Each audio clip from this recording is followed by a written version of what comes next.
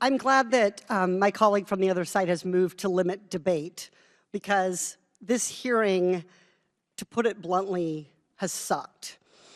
There is one thing that Republicans and Democrats seem to have in common today, which is that we're willing to be players in a game. Both sides, at times, using this hearing to take shots at our favorite political nemeses. And I see some members practically patting themselves on the back when they get a good insult or counterpoint in. But this isn't a game. Oversight isn't a game. Under this Republican majority, we have wasted month after month censuring, expelling, holding people in contempt, and almost impeaching. And for what? Okay. Republicans have passed nothing of substance in the House. What our Oversight Committee should be doing, instead of spending now dozens of hours arguing about Hunter Biden, is real oversight of issues that affect all Americans, like corporate price gouging, unconstitutional government surveillance, and waste at the Pentagon.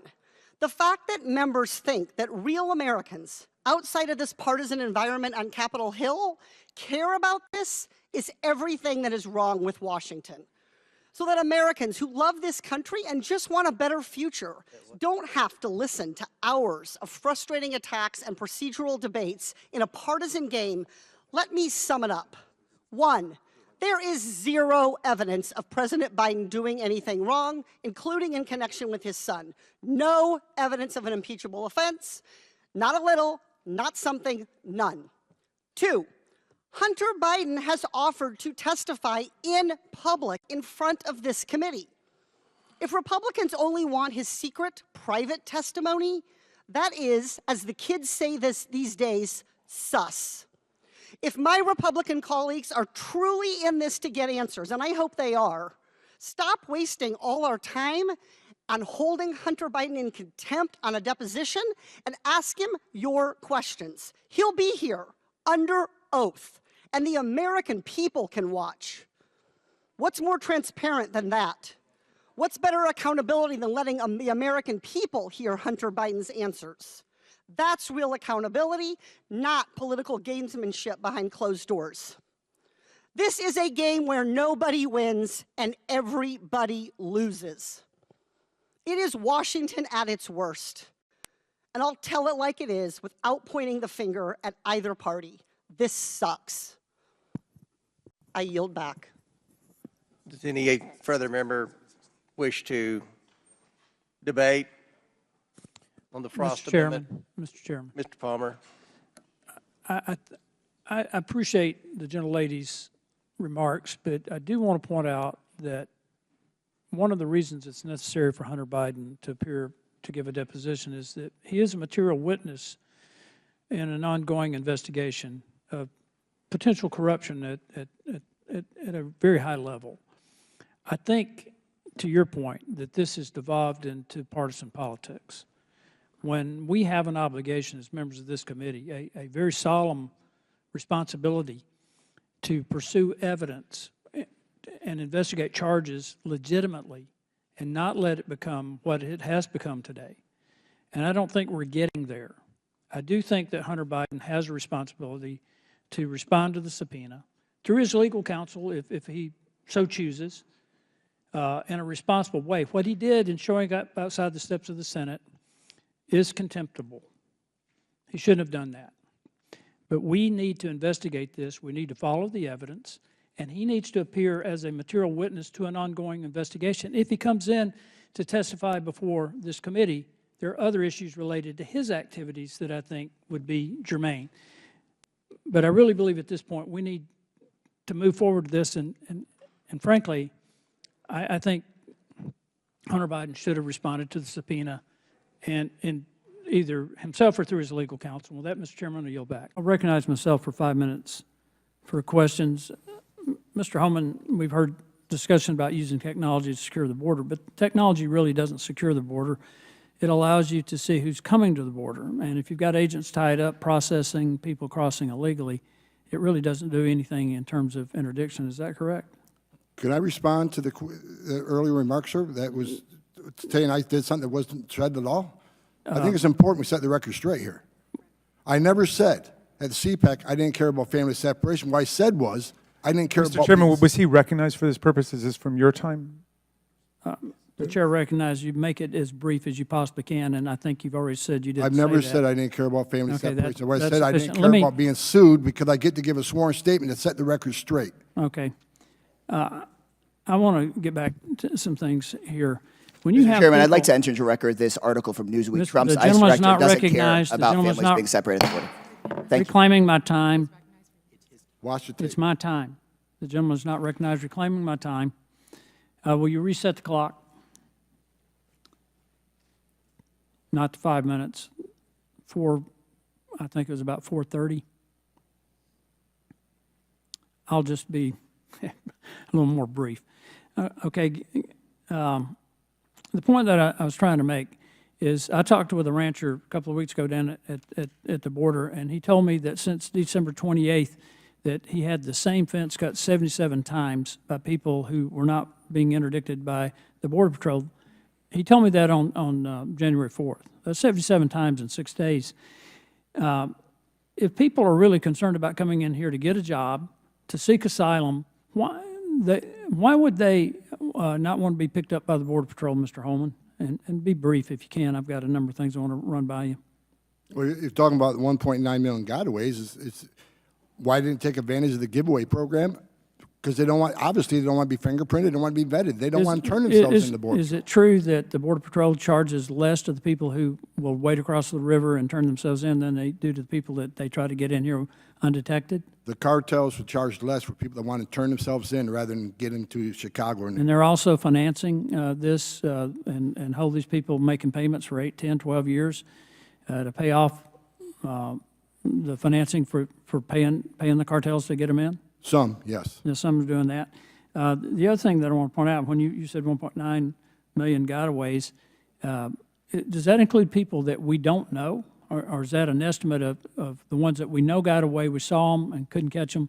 The known gotaways are captured on video, drone traffic, sensor traffic, or the Border Patrol sees a Is it big footprint. 1.9 million known or unknown? Or We don't know how many unknown, because there's large parts of the border, like Marfa sector, Okay. the Big Bend National Park, where there's very little technology. I want you to be brief because I want to hit some other things. We know that in fiscal year 22-23, we had 169 known or people on the suspected terrorist watch list. Since 2020, it's 312. Mr. Holman, how many did it take to carry out the attacks on 9/11? 9. 19. And I 19. like to say that under Trump administration, in 4 years, we had 11. Okay, but it took 19 to carry out the terrorist attacks. In regard to the unaccompanied children, there's somewhere between 85,000 and 100,000 that we don't know where they are. And if it were 100, it would be a tragedy, okay? And we're not doing anything in terms of collecting biometrics or anything like that to try to find these children. And when you've got children being brought across the border as gotaways, what purpose does that serve or potentially could serve, Mr. Holman? Well, based on my 30 years doing investigations and trafficking, some of them are going to be in sex slavery, some will be in forced labor, some will be indentured servitude. They'll be Okay. forced to work. And just to point out about the labor demand here, we've got the lowest labor participation rate in decades. So it's not just an issue of unemployment.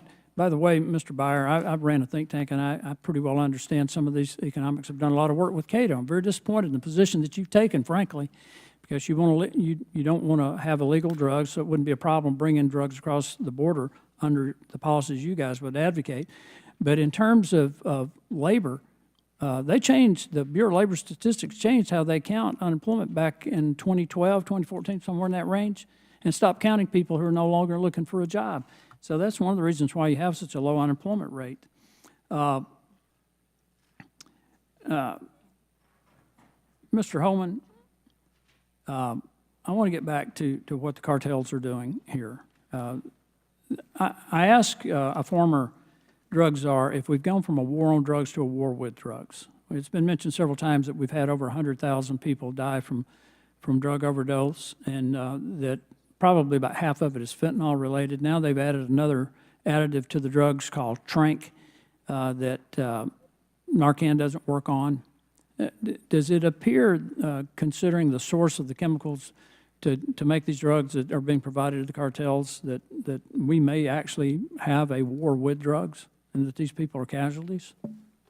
I can tell you that the fentanyl doses are getting more and more serious. Overdose deaths are going to happen a lot more often. The criminal cartels are making record amounts of money now, moving narcotics between the ports of entry, smuggling people and trafficking people. And for an earlier statement that most fentanyl come through the port of entries, I disagree. We don't know what's coming between the ports of entry because 90% of agents are off the line. That's right. And my last point, I want to reiterate the thing about the cages. I was at the border in 2015 during the Obama administration. Children were in those cages for a reason. And if the Biden administration wanted that stopped, they could have stopped it day one. I yield back and now recognize the gentleman from Florida, Mr. Moskowitz, for 5 minutes for his question. Chairman, is it in order now for me to enter things into the record? Yes. Thank you, Mr. Chairman. So what I was trying to enter into the record is the article from Newsweek saying Trump's ICE director doesn't care about families separated at the border. Mr. Homan, the correct quote is, "I'm sick and tired of hearing about family separation. I'm still being sued over that. I don't give a shit," right? Then I'd also like to enter into the record this article saying internal emails show ICE agents struggling to substantiate Trump's lies about immigrants. So ordered without objection. I thank the gentlelady, and I now go to Mr. Palmer from Alabama for 5 minutes. Thank you, Mr. Chairman. I'd just like to respond in regard to whether or not this is a pause or a ban. It takes years to get permits for an LNG facility. There are billions of dollars in capital investment involved. And what's really happening here is this administration understands that. They don't understand a whole lot about science, but they understand a whole lot about politics and permitting. And I think they're deliberately creating uncertainty about permit approval. I mean, the Department of Energy in December announced that the project's not yet operational. Will have to reapply for the permits if their permit was approved more than 7 years ago. That's billions of dollars in investments that could go down the drain. But they've created uncertainty in order to stifle investment and to discourage foreign governments from entering into contracts with companies that might not be able to provide the product. So in regard to whether it's a pause or a ban, it's a ban. I want to point out a couple of things. One, we probably saved countless numbers of lives in Europe over the last couple of years because we've been able to provide LNG. Even with that said, because of the move to renewables in Europe and their reliance on Russian gas, 68,000 Europeans died last winter in what was a relatively mild winter because they couldn't afford to adequately heat their homes. These are people with cardiovascular respiratory issues. And I've repeated this time and time again. It gets no response from the other side. Same thing's happened in the UK. But what I want to get into is, Mr. McCowan, in your testimony, you made the comment about this being a national security issue. I think it is. It absolutely is. You even mentioned something that doesn't get mentioned around here very often, that America is the arsenal of democracy. I think a significant part of that arsenal is our enormous energy capacity to aid our allies and emerging economies. Would you like to comment on that briefly? Yes, thank you very much. It is, and you know, we have always been the supplier. I mentioned mentioned earlier today that we supplied most of the oil and gas used during World War II. You know, we export a lot of things that is very helpful, and we do it in an environmentally friendly way. We are more highly regulated than almost any other country in the world, and we do it safely. Mm-hmm. And by removing that, what we are going to see is increases in emissions from around the world, not decreases. And I think it's something we have to take very seriously. But you also understand that China is an adversary. And I've told people this many times, the war in Ukraine didn't create the energy crisis, it exposed it. And the thing that everybody should learn from that is that no nation should be reliant on an adversarial nation for something as critical to its economy and its national security as energy. You see what's happening right now is that you've got a number of non-government organizations and nonprofit groups pushing for an energy transition in the United States, and they did the same thing in Europe, being funded by Russian and Chinese dollars. And Yes, that's true. And, you know, the transition is not an overnight occurrence. I think we all agree we want clean, cheap, affordable, and responsible fuel sources. The issue of pushing a premature transition upends our economic and national security. We need I'm an all-the-above kind of guy, but we need a responsible pathway toward net zero. Well, I worked for 2 international engineering companies, did everything from environmental systems to refuse to energy to aerospace. And there's some fundamental physics involved in an energy transition that apparently my colleagues across the aisle do not understand. We're not going to get to net zero by 2050 under any scenario. It's not possible. What we will do is wreak unimaginable destruction on the American economy. And going back to what's happened in Europe, in the UK in 2008, they wanted to be the model for shifting to renewables. They wanted to be set the model for Europe. Well, in terms of peacetime economic growth, their growth is the slowest since 1780. That's not 1980 or 1880. That's 1780, the year before Yorktown. And that's where we're heading. And just one, Mr. Chairman, just one point here. Venture Global's Gulf Coast CP2 would supply about 5% of the world's LNG by 2026. That would have a bigger impact on the U.S. economy than any green energy project. It would produce about $600 billion in revenue over the lifespan of the project, thousands of jobs, and reduce greenhouse emissions by 140 million tons a year. I cannot imagine for the life of me why we've got groups funded by Chinese money and Russian money that they're really about reducing emissions when I'm really concerned it's really about a threat to our national security. With that, Mr. Chairman, I yield back. This is Mr. Palmer from Alabama for 5 minutes. Thank you, Mr. Chairman. Mr. Newsham, what are the 1,000 Talents program and other similar programs rebranded under different names? Sir, I'll address the 1,000 Talents program. Basically, the Chinese Communist Party looks overseas for people who have technology, information that it wants, particularly technology that it can use to build up its own economy, its military, and it gets them on the payroll. And they do it everywhere.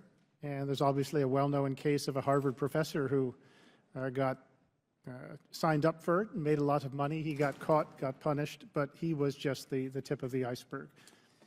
So despite the name, which would indicate that, you know, they're trying to promote the development of intellectual capabilities among people, that type of thing, what it really is a spy buying program. That's really all it is. They're buying technology, as I said, that is going to be used to dominate us or kill Americans if a fight comes. Right. And how are these programs linked to the Chinese Communist Party? Well, they're run directly by the Chinese Communist Party. This is not an independent operation going. It is Chinese government. Can you repeat the goal of these type programs? The goal, repeat. You commented on the goal of these programs. Can you repeat that with emphasis? Because the American people and my colleagues need to understand what's at stake here. It very much is to build up the Chinese economy, and there's no distinction between the Chinese economy and its military, and the objective is to dominate us economically and militarily, and if necessary, to beat us on the battlefield if the time should come, if it's even necessary. So what can federal agencies do to protect American data technology, intellectual property from the Chinese Communist Party from stealing it? Well, you're going to have to first admit you've got a problem. We spent decades thinking that this was all innocuous, it was harmless. The Chinese were just like us. One thing you can do is to stop letting Chinese researchers into American laboratories. We had huge problems at Los Alamos, for example. You look at seems like every university laboratory that comes up with some new discovery, there's always Chinese researchers in there. you do not want to do anything that is going to help the country that is trying to kill you. And that is one thing you do. Don't let these people in. And there's obviously the basic infrastructure sort of protections you need. But we have just opened the doors and unfortunately let in people who wish us ill. And I just would say, read the Chinese press for a week if you want to get some idea of what they think of us. Technology for our power grid, our military. I mean, we're very dependent on China supply chain for key components that our military has to have. That if, and I keep trying to warn people about this, and we've got colleagues in Congress who refuse to allow mining, refuse to allow the development of processing and refinery facilities to mine and refine what we need from critical minerals and rare earth elements, which make us dependent on China for those things. We brag about funding manufacturing plants to make semiconductors and microchips, and we don't make anything. We assemble them from parts we get from China. So, and it's not just that. Could you comment on us allowing China to buy farmland and the agricultural research theft that is taking place? Yes, sir. An important point of that is actually it goes beyond just growing crops and shipping them off to China, but rather seed technology. It's a key advantage for U.S. companies, for the United States, and it can also be used as offensive platforms as well. Don't be surprised at some point in the future if our farmers have put seeds in the ground and they're sterile. There's more to it, as I said, than just them wanting to, the Chinese wanting to guarantee their food imports. Mr. Chairman, I'd like to make a comment about where we're heading with this hearing. And with all due respect to my colleagues on the other side of the aisle, this is not about Donald Trump. This is very serious. If you want to make it about that, we can make it about that. But for crying out loud, for one time, let's put the national security interest of this country ahead of our political interest. And I understand that you can make a point, but so can we. We've got all kinds of evidence. But I think this is one time that we should stick to national security because this is serious, serious business. Thank you, Mr. Chairman. I yield back. Mr. Chairman, I'd like to respond to my Democratic colleagues' concerns about local media and the role that NPR plays in that. There was an article that pointed out that traditional outlets like the New York Times have moved so far to the left that they and other national outlets have lost the trust of most Americans, who now place more trust in state and local media. In response to that, left-wing foundations have made massive investments in nonprofit journalism and related efforts. Most notably, the John D. and Catherine T. MacArthur Foundation put up $500 million over 5 years in hopes of fundamentally upending the local news marketplace and buying a place in the local news. Now, Mr. Graham, Mr. Irwin, you can respond to this. I think it's pretty evident that content is driven by your revenue sources. Would you agree with that, yes or no? Yeah, there has been this tendency now in public media, obviously. They'll tell you that they're provided, they're supported by the MacArthur Foundation or something. But private journalism too.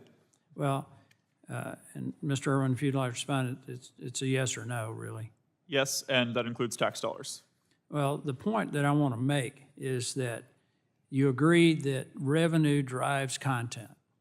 Okay, if you're not providing the content, then the money's not going to be there. And we've kind of gotten wrapped around the axle a little bit about taxpayer funding of this, which I think is wrong. Frankly, I think we shouldn't be funding left-wing propaganda. But I do think we need to look at the content and the source of revenue. And if you start looking at, for instance, who funds these organizations, they're the same people who make political contributions to left-wing Democratic candidates. They're also, this is what's really interesting to me, some of these foundations are the same people who are funding the pro-Palestinian demonstrations. I mean, Bill and Melinda Gates Foundation, for instance, the Rockefeller Brothers Fund. David Rockefeller has been very open about his support of some of these demonstrations and is a major supporter of Democratic candidates. Mike and Nick Pritzker the Hyatt Hotel family. Same thing. You look at Arabella, which is a conglomerate of funding sources of left-wing foundations. William and Flora Hewlett, David and Lucille Packard, the Ford Foundation, Robert Wood Johnson, Gordon Betty Moore Foundation, the MacArthur Foundation. Isn't it interesting that these are the same people who fund NPR? Would you think it would have an impact on content, Mr. Graham? Yeah, I mean, obviously, the socialist critique of the news media used to be that, if Ford's funding the news media, then it must all be pro-big business. Well, a lot of times today in public broadcasting, when you just listen to them saying, the show is brought to you by the Public Welfare Foundation for Transformative Justice. I mean, they do announce, basically, we are giving money to get a certain result. Back under the Obama years, NPR actually took money from a charity called the Plowshares Fund, explicitly to report on the Iran arms, the Iranian arms thing. But they were supporters of giving Iran These are arms. the same foundations that are funding the radical climate agenda that has caused food prices to skyrocket, household energy costs to skyrocket. They're the same people who advocate open borders. They're the same radical left funding anarchist groups. They're the same individuals behind the foundations who fund Democratic candidates who then advocate for more left-wing radical policies that have created the border crisis, made food unaffordable, and have made our communities less safe. And so my point, gentlemen and my colleagues, is that what we're really talking about here is a major network funding a propaganda machine that supports left-wing policies, that completely ignores conservative points of view, that the same people who are funding this propaganda machine is also funding liberal Democratic candidates, and they're the same people funding these protesters and these anarchist groups. Gentlemen, you're welcome to respond. Mr. Graham, Mr. Irwin. I would just add that Catherine Marr comes from this world. She was previously the head of the Wikimedia Foundation. She is on the board of Signal, and she's explicitly said the First Amendment is a problem. I know her tweets have become somewhat famous, but she's one of their operatives, and absolutely, taking over NPR is part of their desire to drive what everyone's able to think and what narratives are allowed in our society. I just think you have to look at the 990s and look at who's funding this to really understand what's going on here. Mr. Chairman, thank you for the opportunity to have this. I think this hearing was justified, and we should have had it a long time ago. And I agree with my Democratic colleagues. I'd be happy to have another hearing and bring the CEO of NPR in here to answer some of these questions. So and I hope we will at a time that's more convenient. Way back. Chair now recognizes Mr. Palmer from Alabama. Thank you, Mr. Chairman. Madam Secretary, in response to a question a little while ago about the sale of oil from the Strategic Petroleum Reserve, you said that was in response to the war in Ukraine. Is that correct? Yes. The first sale under the Biden administration occurred in November 2021. Sold 50 million barrels in an attempt to lower gasoline prices. That's 3 months before the war began, so I think you need to reevaluate your answer. By the way, the price of a gallon of gas in December of 2020 was $2.28. December 21, it was $3.41. This according to the Energy Information Administration. December 22, it was $3.32. So the administration sold 50 million barrels plus the additional barrels they sold later, as you say, because of the war in Ukraine, to affect gasoline prices by 9 cents. And by the way, according to EIA, the price of a gallon of regular gasoline right now is $3.73, $1.45 a gallon higher than it was in December 2020. You made a comment while you were in Paris that China's dominance in the world's critical mineral supply chain is one of the pieces of the supply chain that we're very concerned about in the United States. Do you stand by that? Yes. I'm very appreciative of that because I agree 100% that China is the existential threat to our economy and to our national security. But what's interesting is Alabama just rejected a Chinese Communist Party tied EV company's project that would have been located in northwest Alabama near Muscle Shoals that is now being located in Michigan. Did you have any role in the decision to locate that plant in Michigan? No. Thank you for the answer, because I think it's interesting that decisions are being made to bring companies in that have direct ties to the Chinese Communist Party to build EV batteries when we are already overly dependent on China for our critical minerals. As a matter of fact, China's responsible for 60% of the worldwide production and 85% of the processing capacity. It's not just a matter of whether or not we mine the minerals here. It's a matter of whether we're able to process them or refine them. And I don't think there's a major rare earth refinery in the Western Hemisphere. So I'm concerned about where we are in critical minerals. I don't think our future's in electric vehicles, not in the short term, definitely.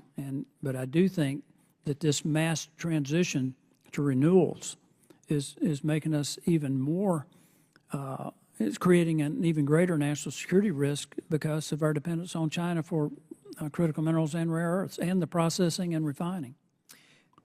May I respond to that? Yes, ma'am.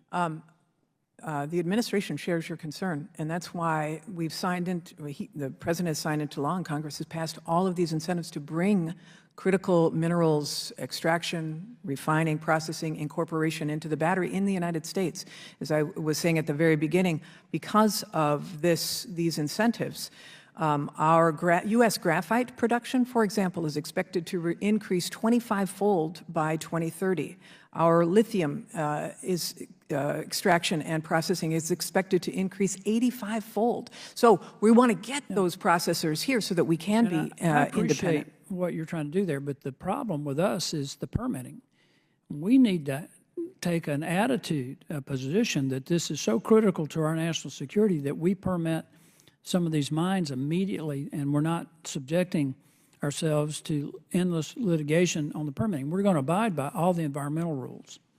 But your goals of achieving 100% renewable are not achievable with our dependence on China. Our goals of our national security and the security of our economy are not achievable as long as we have this dependence on China. And we're not going to get there in the mining, the processing, and refining unless we reform our permitting process. Are you willing to participate in that effort? Yes, absolutely. I agree with you on that. And that's the whole point, is that we want to become independent of China, and bringing all of that here or with allies is so important, the full steps of the supply chain.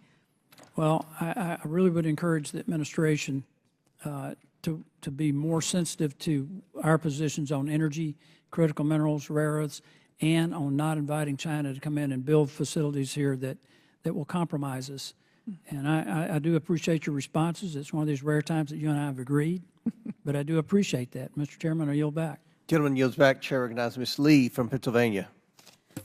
Thank you, Mr. Chair. As we've heard today, my Republican colleagues would like to use this hearing to bolster this narrative that the Biden administration is enacting a war on energy. Chairman, I want to stay on that theme of Ms. Crockett. What percent of I want to clarify again, what percent of GAO recommendations are not implemented? Well, there's two sets of numbers. If you talk about all our work and all our reports, not just this one we're testifying on. You don't do the work for no good reason, so I would assume that 100% should be implemented. So what percent? 75 on average, 75% of our recommendations. That's pretty steady over time. They are or are not? They are. Okay, they are so implemented. a quarter or not. Right. But I would assume that the other 25% would result in savings, more efficiency in the operation of the federal government agencies, and they should be implemented. Right. Some of these recommendations that you've made from the past conversations you and I have been open for a long time. Is that correct? Some of them, yes. Yeah. What could be done to ensure that the GAO's recommendations are implemented?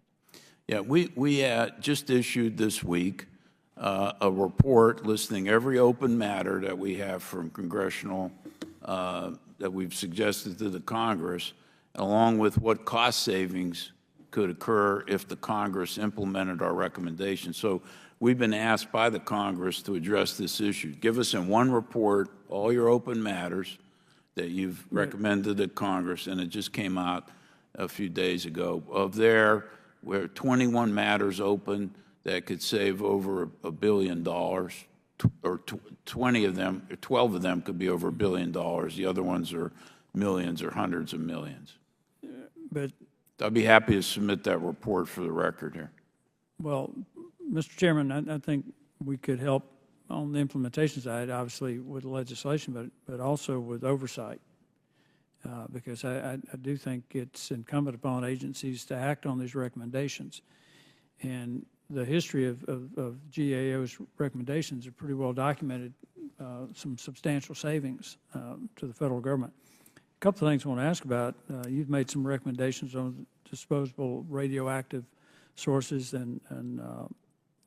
or you've looked into that. Have you made recommendations on disposal of radioactive sources? Yes, yes. Have they been acted on? Not yet. How about safeguarding? Now, this is something I think is extremely important, is safeguarding federally funded research from foreign threats. I don't believe they're fully implemented yet. Mr. Chairman, I think that the failure to safeguard research, that federally funded research, and from my perspective, any domestic research that impacts our national security needs to be, those recommendations need to be fully acted on. I don't think, Congressman Palmer, that those sets of particular recommendations will be implemented without congressional attention and action. You think they will be? They will not be. They will not be. They will not be fully implemented. Mr. Chairman, that's my opinion. I think we need to make this a priority. And I know it's going to shock you that I'm going to ask about improper payments because we spent years working on this. But you're talking about duplications. In the case of duplication, is that not also a problem in terms of improper payments? Well, it could be, depending upon, it doesn't really fit the definition that we have, but we have, it fits, in addition to overlap and duplication, we include cost savings and revenue enhancement. So the cost savings and proper payments fit within that category. And you say if we could eliminate some additional duplications, would save another $70+ billion? Well, no, we said that was what was saved from last year's report to this year. So that's in the bank already.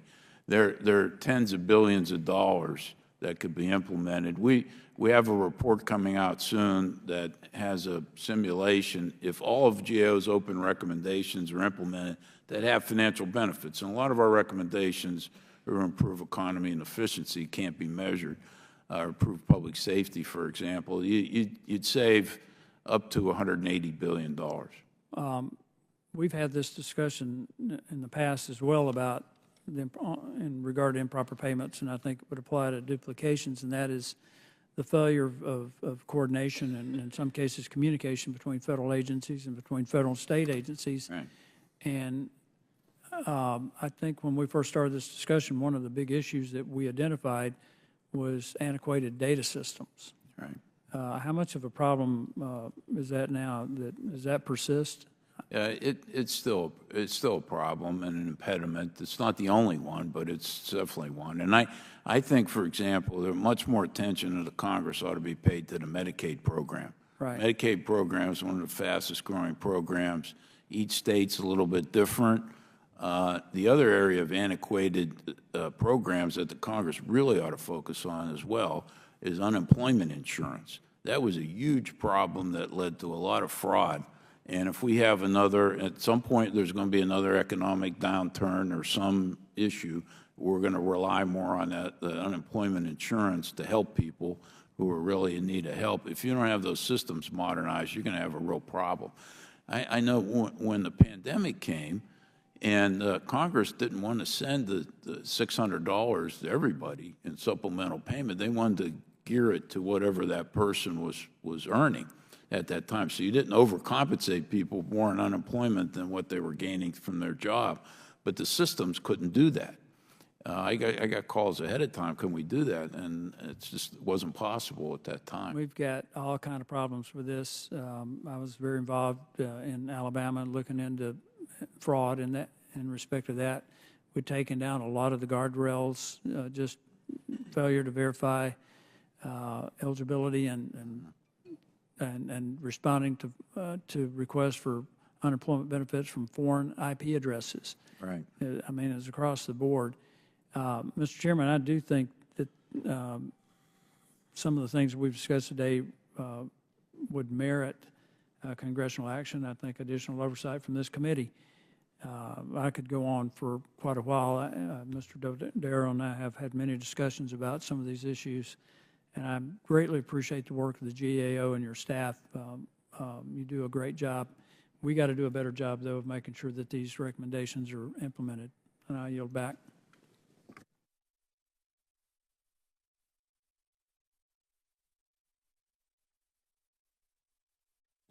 Thank you, Mr. Chairman. Over the past 14 years, GA applicants. Very good. Chair now recognizes Mr. Palmer from Alabama. Thank you, Mr. Chairman. Last July, 13 state attorney generals from across the country co-signed a letter directed to the CEOs of Fortune 100 companies, warning them of the serious legal consequences over race-based employment preferences and diversity policies. They did that in consequence of the decision of Students for Fair Admission versus Harvard. Mr. Berry, can you speak to the impact or applicability of that case on the legality of DEI corporate policy in both the federal and state context? Certainly. So while it arises in the context of university admissions, the Harvard case looks at some of the most commonly proffered justifications for racial preferences and finds them lacking as a matter of strict scrutiny constitutionally and statutorily under Title VI. That disapproval of the supposed, the presented pedagogical benefits of skin color, not viewpoint, skin color diversity, for example, that was rejected, and those same kinds of rationales for skin color diversity would not be available in the Title VII context, I think is the most natural reading. So should companies look to modify their hiring practices? So some are, others have not gotten the memo and are still pretending that these are completely distinct, which is not a good reading. DEI is good for business. Isn't that corporatism over individual rights? So historically, money-making has never been a judicially cognizable rationale for racial discrimination, and there's no reason we should be starting with that now.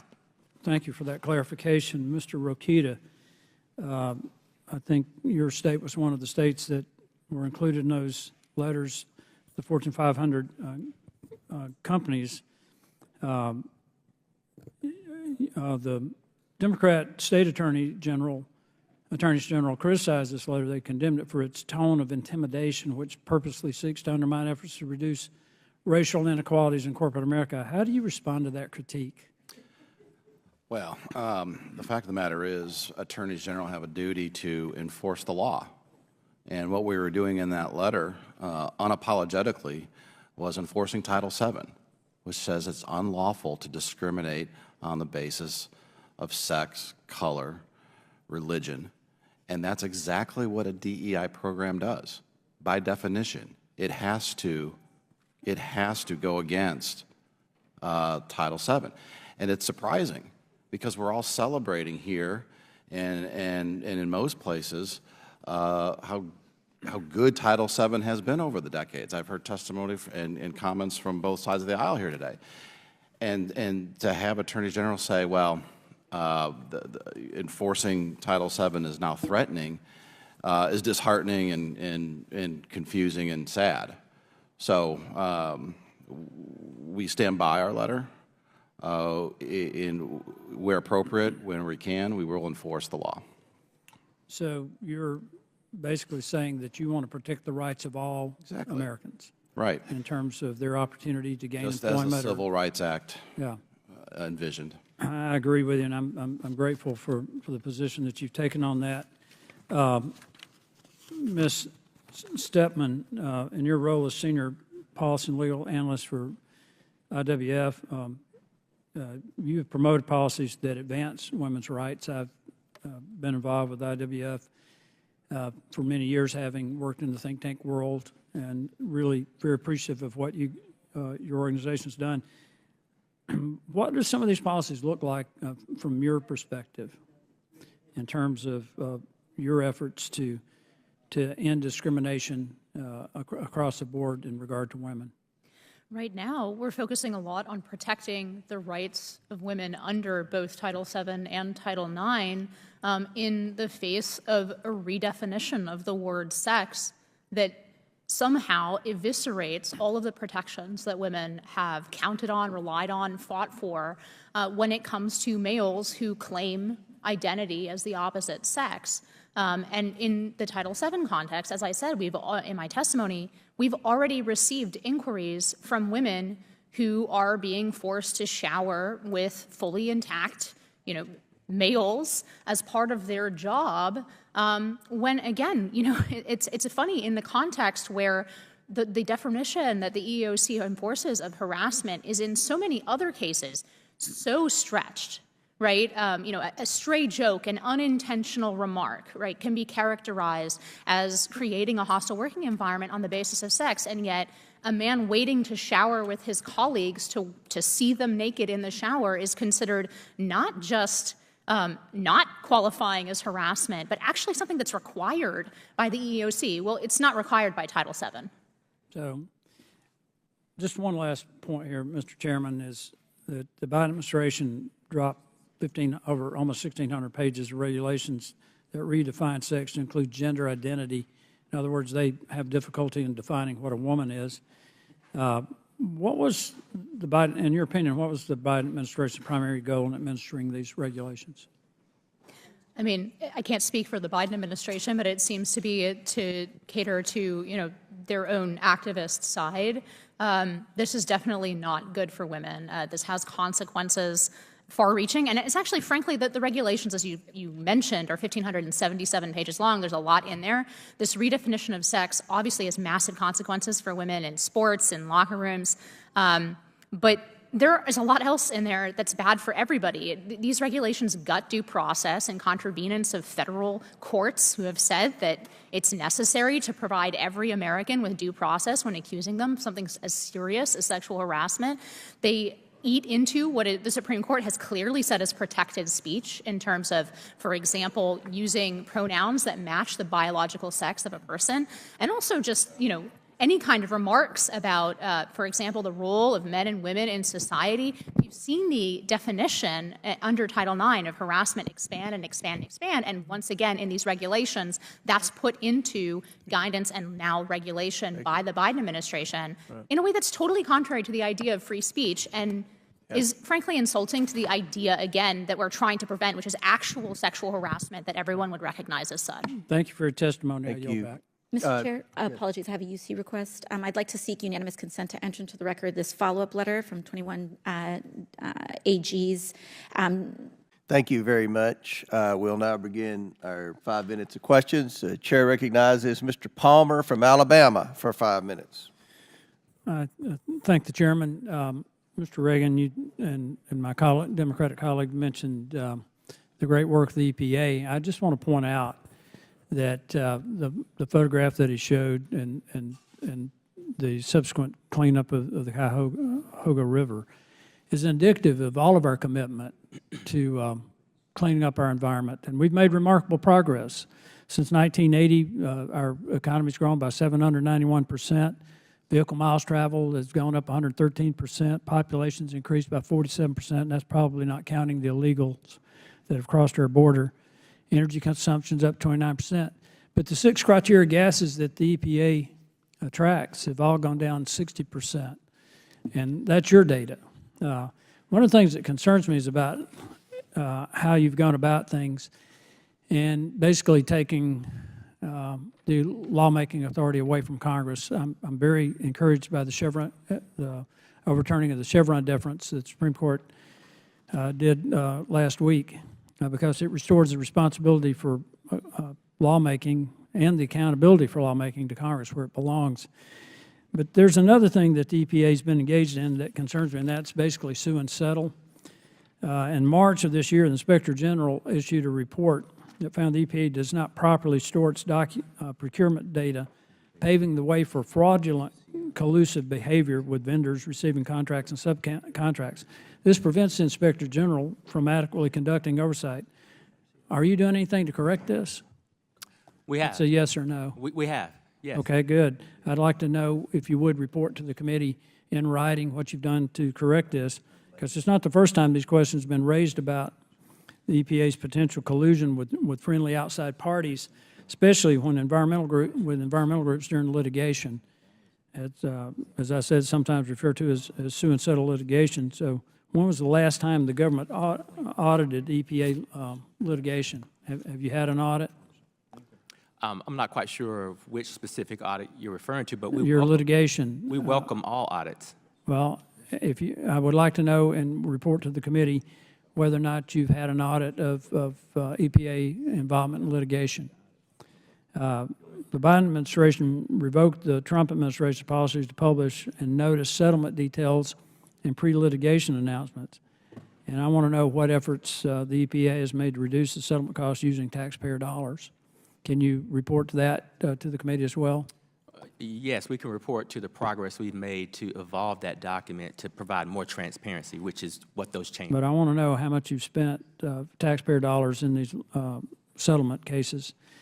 And if the government auditors cannot access data to adequately track management of contracts or litigation costs, then what resources are available to Congress and the public to track the taxpayer expenses for these activities? Do you have any response to that in terms of your oversight? Because you should be reporting to Congress with full transparency about your litigation efforts in these sue and settle cases. I do believe that we are reporting responsibly to Congress. I meet frequently with my Inspector General. We have taken just about all of the recommendations. Well, your Inspector General, as I said, reported that you do not properly store your procurement data, which paves the way for fraudulent, collusive behavior, and that's one of my big concerns, is that there's been collusive behavior, involvement with these outside groups. I want to move to something else that concerns me too, is the House of Representatives sent 2 letters to the EPA. One was in December of last year, one was April of this year, signed by 22 members respectively, including 10 members of the House Energy and Commerce Committee. Both the letters raised serious questions about whether the EPA's proposed $2 billion regulation on the lime industry is necessary, given that the EPA's own scientists have determined that the emissions from lime plants are already acceptable with an ample margin of safety. And in September of last year, the House Science Committee held an oversight hearing, and you testified that you think, and you said this, I think what we want to do is to ensure that we're meeting the letter of the law with as much flexibility as possible. I think we have to be reasonable, and I think what we want to do is protect public health and ensure that these industries can be productive. How in the world is finalizing a $2 billion regulation providing as much flexibility as possible and being reasonable? Well, I think if you look at that finalized action, we took into consideration many of the recommendations that industry asked us to. You know what lime is used for? To protect Mr. health and Administrator Reagan, do you know what lime is used for? I absolutely do. What's it used for? Well, it can be used for a lot of things. Yeah, but what is it primarily used for in the construction? You can use lime for agriculture. You can use lime for construction. I mean, there's a lot of You can't make it's a key ingredient in concrete cement. It's a key ingredient in a lot of things. It's not just cement. And you just imposed a $2 billion regulation on it, then all that cost can be passed on to consumers to increase food prices. We put protective standards in place so that workers and people who are exposed to lime. But your own administration says that you've determined it's acceptable with an ample margin of safety. That's not reasonable. It's acceptable in certain instances. I think that's a narrative or a context that I'd love to have this conversation. Maybe we could look at the full breadth of the statement that the scientists are making. I'm very aware of the statements that our scientists are making, and so I think that may be out of context. Well, I'm very encouraged by the Chevron deference being overturned because it will restore to Congress our lawmaking authority and remove it from these agencies. I yield back. And gentlemen, time's expired. We went a minute over, so the Democrats can have that extra minute at some point. Chair now recognizes Mr. Palmer from Alabama for 5 minutes. Director Cheadle, did local law enforcement ESU teams have compromise authority to engage a perceived threat? Yes. Why do you think they didn't use it? I believe that they follow the same use of force that our You agency. don't, when you have compromise authority, you don't have to get permission if you perceive a threat. And there were not just the ESU units, but there were local law enforcement that had line of sight on the shooter before the shots were taken.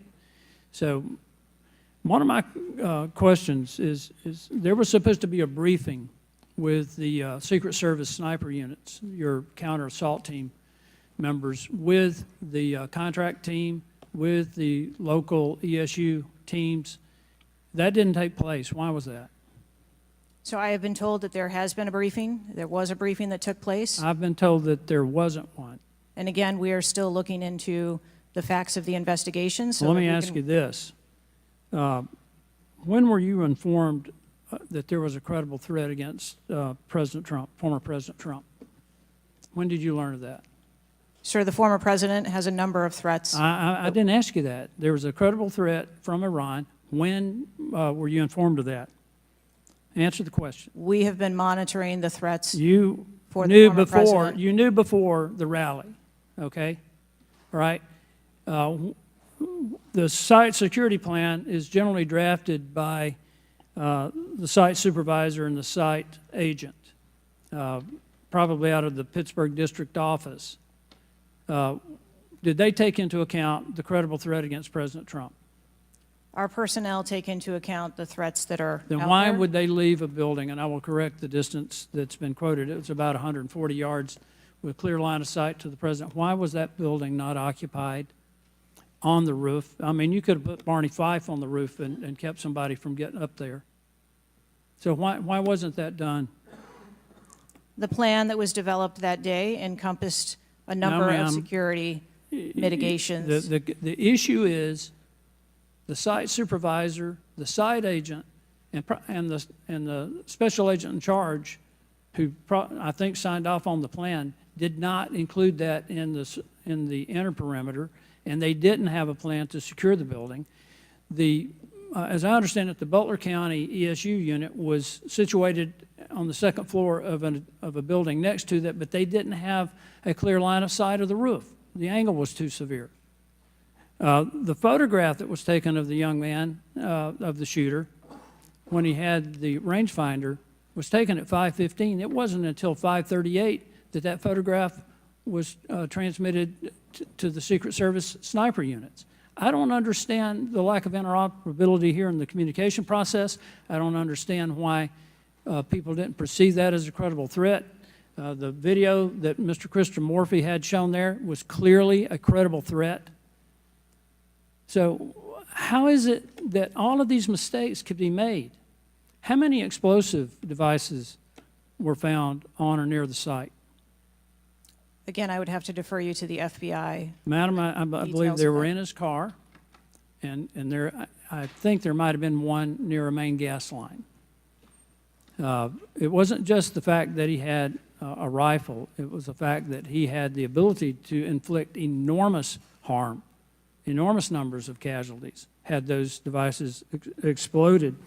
I want to know also, when your agents conduct a site review, are they fully informed of all of the threats that are being made against the principle that they're protecting? What I can tell you is that when our agents go out to conduct an advance, their whole goal is to ensure I the safety and understand what their security. goal is. the failure to secure that building not only put the former president's life in danger, it put the lives of individuals in the crowd in danger as well. I mean, the Reagan shooting, there were other people shot at that time as well. And the Secret Service members' lives were in danger. So I don't understand how you can continue to stay in the position you're in when this was a failure of historic magnitude. 43 years without anything like this happening. And you failed, in this case, in a spectacular way. Mr. Chairman, I yield back. Gentleman yields back. Chair recognizes Mr. Mfume from Maryland. Thank you, Mr. Chair. I want to commend you and the ranking member on your joint statement and for holding this hearing that we might all at least attempt to try to get. Chairman, PACE is designed to look backwards to chase money that has already been paid. What I'd like to know,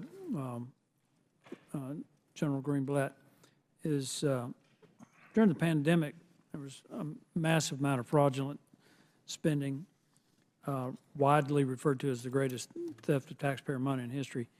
So has the PACE data center been effective in recovering any of that? Yes, sir. I think many of those investigations related to the pandemic are certainly ongoing right now and are already delivering returns. The key, though, is what you said at the outset, the initial part of your question there, which is the prevention piece. And that's where we really are pushing for a data hub inside SIGI that will allow us to be affirmatively preventing some of those bad dollars from going out the door. That was actually my follow-up, was is this forward-looking?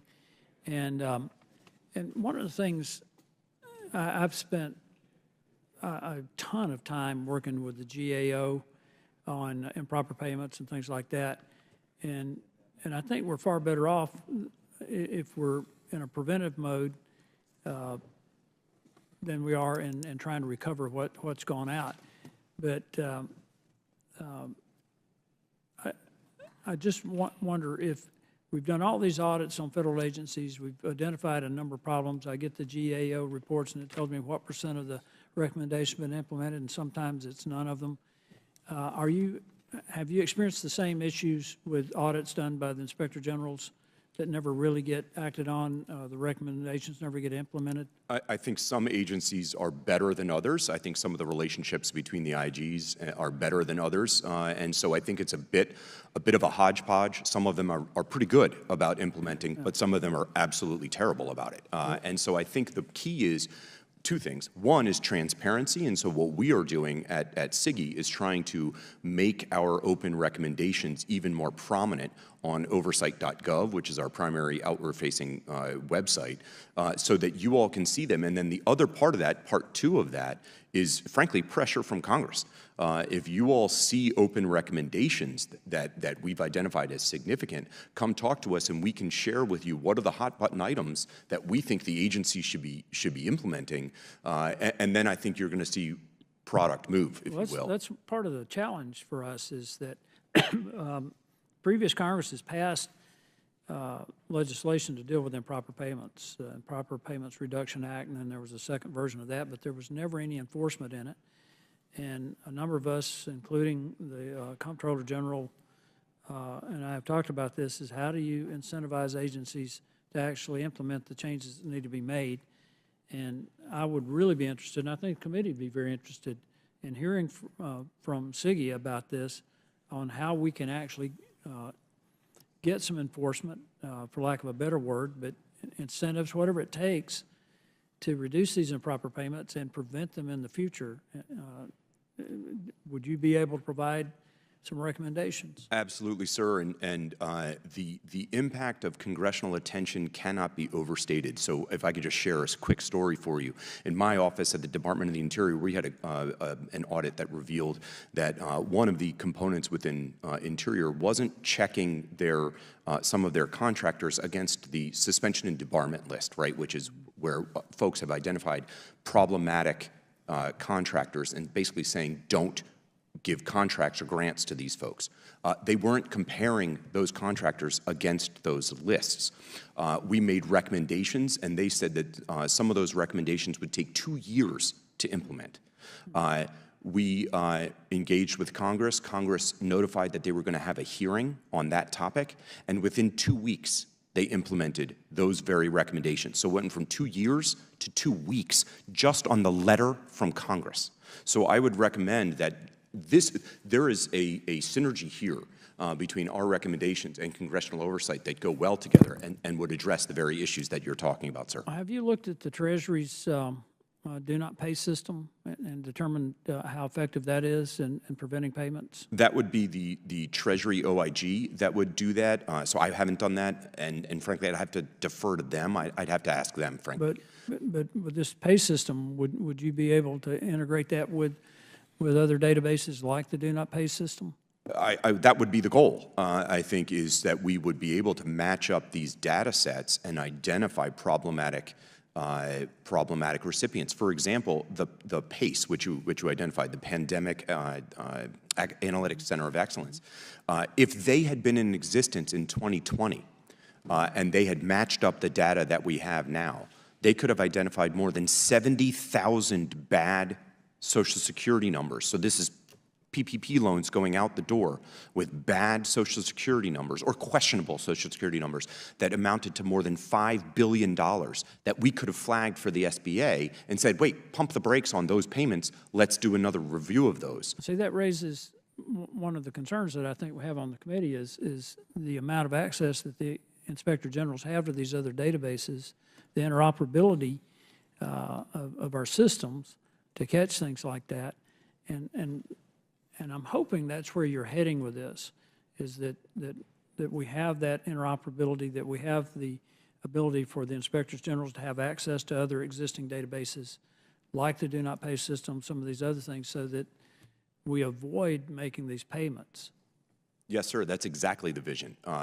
Just like we showed you in that demonstration, a few days ago, we would love to bring all that together and make that very easily accessible to the IGs so that they could harvest that data and use it not just in the pay and chase, which you referenced a moment ago, but in the affirmative prevention of bad dollars going out the door. So we're in the prevention business, and so that's very much what we're interested in. Well, I'm running over. The last thing that I would ask you is that I think all of us on the committee would be interested in any statutory authority changes that you think are necessary for that, and if you've got some ideas on that, we would like to hear them. On that, Mr. Chairman, I yield back.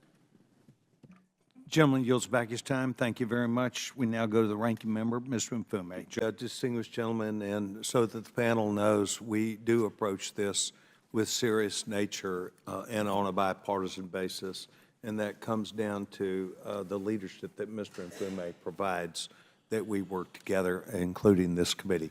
We'll now move to members' questions. I would give 5 minutes to the distinguished gentleman from Alabama, Mr. Palmer. Thank you, Mr. Chairman, and I appreciate the witnesses being here. Mr. Horowitz, is there adequate access to data sources for effective oversight?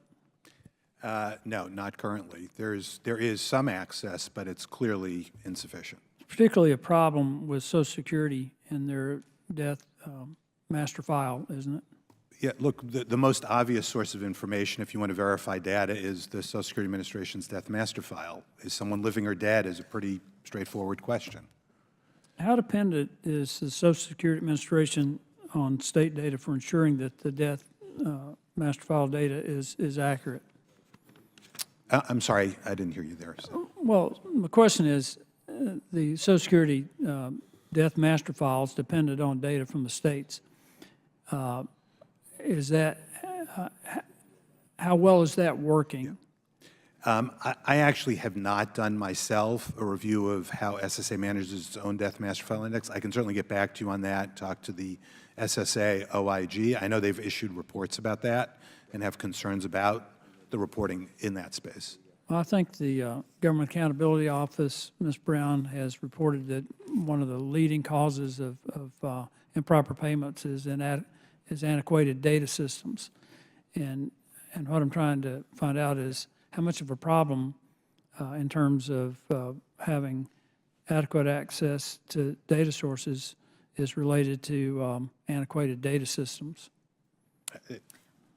The two are definitely related. In the work that we did in 2023 on unemployment insurance, one of the things we looked at were the states' data systems.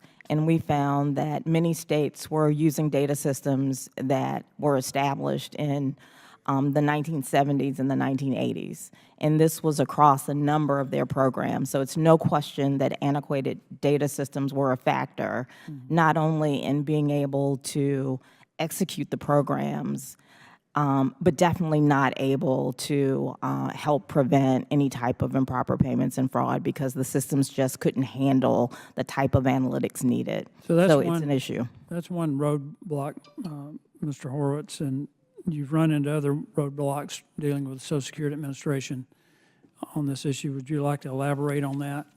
Yeah, one of the challenges we had during our effort to take applicant information that came to the Small Business Administration, their Paycheck Protection Program, Economic Injury Disaster Loan Program, referred to PPP and EIDL. It took us, I think it was around 8 months to get an agreement in place with the Social Security Administration so we could verify applicant information. It shouldn't take so long. It's then, I know, for both us and Treasury do not pay, costly to get that verification information from Social Security Administration. So there are several things that need to get fixed. They should be able to have that data accessed by programs so they can verify applicant information and not pay substantial sums to get that verification. Is that a standard practice, though? I mean, should one federal agency be charging another agency, particularly an oversight agency, for data? So this is no question it was an issue. So Treasury getting access to the Death Master File took a legislative action, and their current access is temporary. And one of the things that we would like to see is for that access to be made permanent, and we would like to see the democratization of data. Would that require legislation, Ms. Brown? I think it would. Definitely in the case of the Death Master File, it would require legislation for Treasury's access to the Death Master File to be made permanent. What other statutory changes would be recommended? And that's a question for Ms. Miller. I don't want to leave you out. Yeah, Treasury has a strong need to get access to not only the death file, the full death file permanently, but also the National New Hire Database, another database that GAO took almost 10 years to get access to. They also would like to have more authority to be able to have some exemptions from the Computer Matching Act, which is another big barrier for agencies using data. So Treasury's Do Not Pay initiative has expanded significantly in the last year through the Office of Payment Integrity, and they're really looking to improve their access to data, which they can then make available to all of the federal government in a centralized fashion. But it does take legislation to give them those authorities and to give them further access to those data sets. There's also another issue that I think needs to be addressed, and that is at the state level during the pandemic on the unemployment, the state unemployment agencies, in my opinion, under pressure from the federal government to get money out in some cases, but they were very lackadaisical in verifying eligibility. They were sending unemployment checks to people who applied through foreign IP addresses. I tried to address this. I tried to get the last big relief bill amended to prohibit foreign IP addresses, to make put some other safeguards in. Couldn't get that in, but I do think the states have some responsibility here, some culpability here, and because when they approved payments of unemployment, sending out unemployment checks, that carried with it the federal government's check as well, that $300. Absolutely, and I would add that any program that's a federal-state partnership, the states have a role in getting the federal dollars out, requires a strong partnership between the federal government and the states, but the states then become critical partners in getting it out. Totally agree. Unemployment insurance was an example. Medicaid is another example. TANF. There are a number of programs that are administered at the state level, and the states have to have really strong and robust IT systems, and they also need to have strong data analytic capabilities. Well, Mr. Chairman, I've been working on this issue almost from the time I came into Congress. I was able to get it into the budget as an action item for reducing improper payments. And when you think about the fact that improper payments, just the improper payment side of things, about $250 billion a year, with us operating a deficit, every dollar that's a borrowed dollar, we're paying interest on money improperly expended. And I think we've got to take this much more seriously than we have to do something about this. With that, I thank you for your generosity and time. Now yield back. Now recognize the chair of the Republican Policy Committee and a great member from Alabama, Mr. Palmer, 5 minutes. Thank you, Mr. Chairman. I've heard my Democratic colleagues mention several times Project 2025, and I want to tell you, as chairman of the Republican Policy Committee, there's been no collaboration, no contribution. I haven't even read the report. So if you want to keep misleading the American public about it, I caution you that we produce our own policy committee policy. So just wanted to make that clarification for the record. I also want to point out some things that in 42 months, the Biden-Harris administration seasonally adjusted cumulative inflation for all goods and services has risen 19.4%. That's 2.5 times faster than the 48 months during the Trump administration. For a family with an average income, a median price home has not been this unaffordable since 1982. In 237 cities across the country, the average starter home price is $1 million. The economic effects of current federal regulations are estimated at least $2.1 trillion annually. That's passed on to the consumers. That's almost equal to the entire amount of personal income taxes collected by the federal government. Right now, the Biden-Harris administration is on track to add $47,000 in net present value regulatory costs per household from rules finalized during its first term. The inflation-adjusted median income for all households under the Biden-Harris administration has dropped by 2.3%. Household debt is at a record $17.8 trillion, $3.5 trillion of that originated during the current Biden-Harris administration. A lot of this has to do with energy policy. And I heard my colleagues talk about higher energy costs. Natural gas prices are flat. In fact, they're down 4% since August, Mr. Chairman. Oil prices are at a near 3-year low, primarily because of the decline in the Chinese economy and because of concerns of a Biden-Harris inflicted recession. So what's keeping energy costs up? What's keeping household utility prices higher is the federal government, the Biden-Harris administration, forcing energy companies to shift to renewables and the added regulations that are being laid on top of people. Ms. Wonka, in your testimony, you mentioned the impacts of rising energy costs and household prices and how they impact poor working-class families. You even shared a story of people having to pick between paying rent, utilities, and feeding their kids. I just wanted to lay out these numbers for you. And Mr. Chairman, a picture's worth 1,000 words. The blue line is regulatory cost that gets passed on to people. The green column is personal income taxes. If you want to look at regulatory costs per household, the red line, it went down almost $11,000 under President Trump. It went up $47,000 under Biden-Harris. I think, that's a $58,000 differential right there. Would you like to comment on how this is impacting people in their daily lives, Ms. Wonka? Thank you, sir. Absolutely. I think it's undermining the household financial situation. Not only are Americans still contending with high costs, groceries, energy, utilities, but they're also dealing with high borrowing costs because, interest rates are much higher, which means your credit card debt, your mortgage payments, your car notes are much more expensive. At the and so I think the American household is not as strong as it was at the start of 2021. Savings have been spent down. As we talked about, credit card debt is at a record high right now.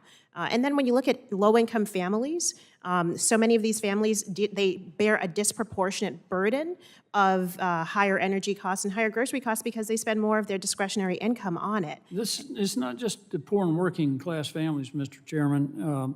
This is also retirees. Since the beginning of the Biden-Harris administration, retirement market assets, including annuities, defined benefit plans, defined contribution plans, IRAs, 401ks, things like that, adjusted for inflation, have actually gone down 6.6%. What we've gone through in the last 4 years is a tsunami of increased cost, inflation, that will continue over the next 4 years if these policies are perpetuated and carried forward. I think the American public needs to know how this is going to impact them. It's going to impact farmers too. Ms. Pryor would love to have had a discussion about that. I grew up on a farm in a small town in northwest Alabama, but I know what it's doing to them. And they want to eliminate hydrocarbon fuel. They want to eliminate natural gas. They won't say it now, but that's what they want to do. That's 80% of the cost of ammonium nitrate fertilizer. That's what feeds the world, Mr. Chairman. I yield back. Gentleman yields back. I now go to Ms.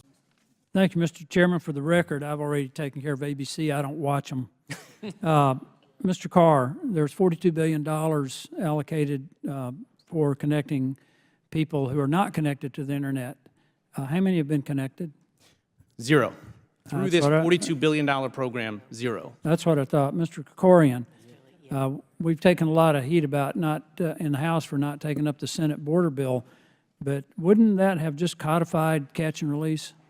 Yes, it would have, and it would have made the border crisis worse by making it more likely that illegal border crossers would end up being released into the United States. Ms. Mobbs, Wall Street Journal this morning, I want to read you a quote. It says, any delays providing additional supplies of LNG to Ukraine and our Eastern European allies could jeopardize European energy security and market stability in the long term. LNG exports promote geopolitical stability and serve our national security interest. Who do you think said that? I don't know. Democrats. There's a letter sent to the Biden administration by no fewer than a dozen House Democrats urging the administration to expedite projects to help Ukraine and investments in the United States. But the most telling thing is Biden officials had hoped to use the pause on LNG exports to excite young progressive voters, and they were using TikTok lobbying campaign on that issue. I find that problematic considering that we've determined in a bipartisan manner, 100% agreement in the Energy and Commerce Committee that TikTok is a national security threat. Yet the Biden administration used TikTok to launch a lobbying campaign to have a pause on LNG, and it's alienated allies, European allies, who have been counting on the U.S. to reduce their dependence on Russian gas, which still accounts for about 15% of Europe's gas supply. Is that a problem?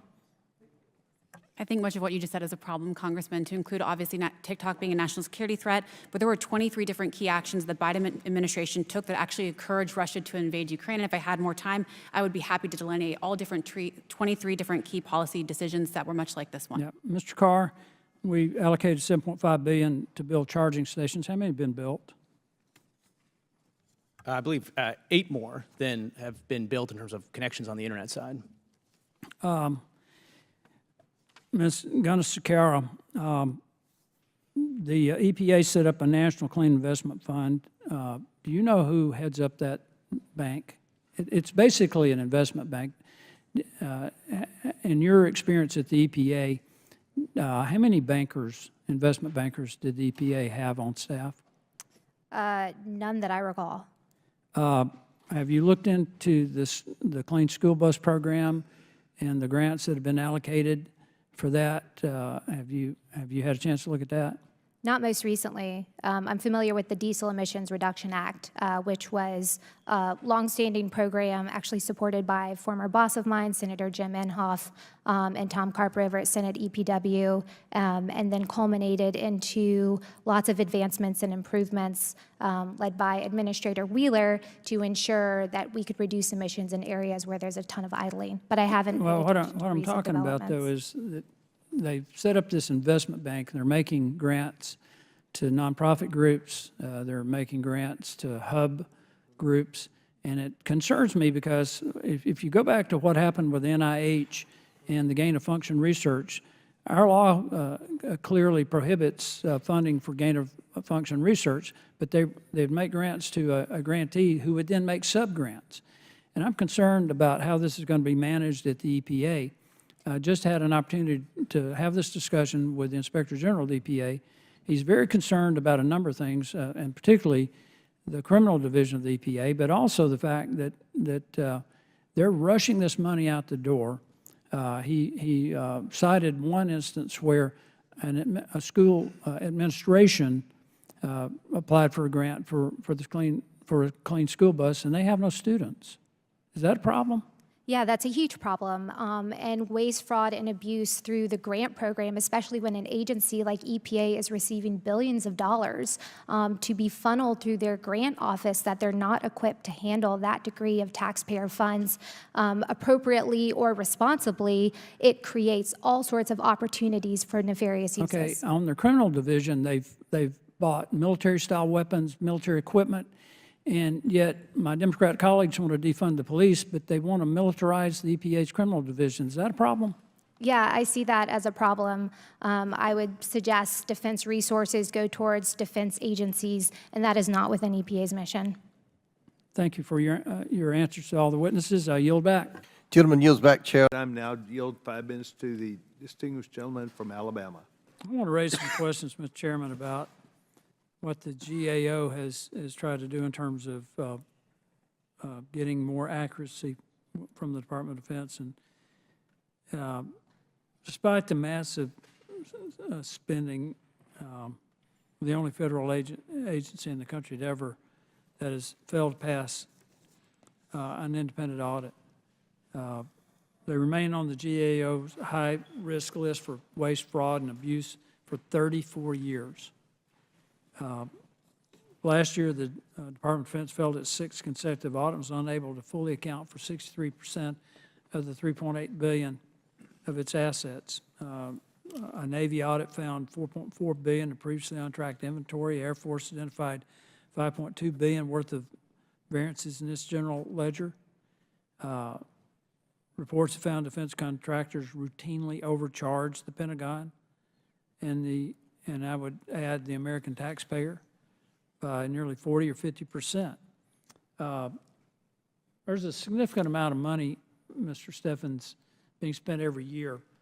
Approximately $1 billion being spent on projects around getting the DOD to a clean audit.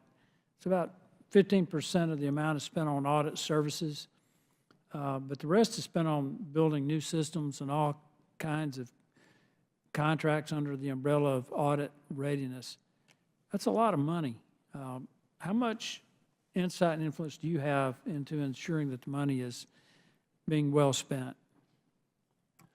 Appreciate the question on that. I believe, sir, that we are getting, definitely instilling more accountability from the Secretary and Deputy Secretary on But this. how do you account for the fact that you can't pass an audit? I mean, are the systems being modernized? Are new systems being built? I mean, what improvements are you making?